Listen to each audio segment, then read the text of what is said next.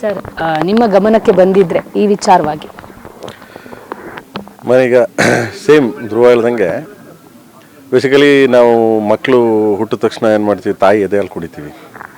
ತಾಯಿ ಎದೆ ಹಾಲು ಕುಡಿದ್ರೆ ಬೇಸಿಕಲಿ ಅವ್ರೇನು ಹೇಳ್ತೀವಿ ನಾವು ತುಂಬ ಸ್ಟ್ರಾಂಗು, ತುಂಬ ಇದು ಅಂತೀವಿ. ಸೇಮ್ ಲೈಕ್ ಕಾಮಧೇನು. ಸೊ ತುಂಬ ಸ್ಟ್ರಾಂಗ್ ದೇವರು, ಎಲ್ಲ ದೇವ್ರುಗಳಿರೋ ದೇವತೆ ಅದು ಕಾಮಧೇನು. ಸೊ ಅದರದ್ದು ತುಂಬ ಹೀನಾಯ ಕೃತ್ಯ ಅದು ಮಾಡಿರೋದು. ಅವ್ನು ಯಾವನು ಮಾಡಿದ್ದಾನೆ ಹಲ್ಕ ನನ್ನ ಮಗ, ದಯವಿಟ್ಟು ಹಿಂಗೆ ಹಾಕಿ ಪ್ಲೀಸ್ ಕಟ್ ಮಾಡಿಬಿಡಿ, ನಾನು ಬೈದರೂ ಪರವಾಗಿಲ್ಲ ಯಾರಾದ್ರೂ. ಅವನ ತಾಯಿ ಎದೆನ ಕಟ್ ಮಾಡ್ಬೋದಾಗಿತ್ತು ಆ ಥರ ಇದ್ದಿದ್ರೆ. ಅವಾಗ ಗೊತ್ತಾಗೋದು ಅವ್ನಿಗೆ ತನ್ನ ಸ್ವಂತ ತಾಯಿ ಎದೆ ಕಟ್ ಮಾಡಿದಾಗ ಸೊ ಹೆಂಗೆ ಅನ್ಸೋದು ಅವ್ನಿಗೆ, ತಾಯಿ ಎದೆ ಅಲ್ಲಿ ಕುಳಿದು ಬೆಳೆದವನಲ್ಲ. ಸೊ ಕಾಮಧೇನು ಹಂಗೆ ತಾನೆ, ಪಕ್ಕ ಮೂಕು ಪ್ರಾಣಿ. ನಮ್ಗೆ ಯಾರಾದರೂ ಏನಾರು ಅಂದರೆ ನಾವು ಬಾಯಲ್ಲಿ ಮಾತಾಡ್ತೀವಿ. ಸೊ ಅವನು ಪಾಪ ಅದು ಹಸು ಏನು ಮಾತಾಡುತ್ತೆ. ಈಗ ನೀವು ನೋಡ್ತಾ ಇದ್ದೀರಿ ಅಲ್ಲಿ ಧ್ರುವನ್ ತೋಟದಲ್ಲಿ ಎಷ್ಟು ಹಸುಗಳು, ಎಷ್ಟು ಚೆನ್ನಾಗಿ ಸಾಕ್ಯಾರೆ, ಎಷ್ಟು ಚೆನ್ನಾಗಿ ಪ್ರೀತಿ ಮಾಡ್ತೀವಿ, ನಮಗಿನ್ನ ಹೆಚ್ಚಾಗಿ ಪ್ರೀತಿ ಮಾಡ್ತಾನೆ. ಸೊ ಅವನಷ್ಟು ಹೋಪ್ಲೆಸ್. ಇದು ಹೇಳಿದ್ರೆ ಇದರಲ್ಲಿ ಪೊಲಿಟಿಕ್ಸ್ ಮಾಡಿದೆ.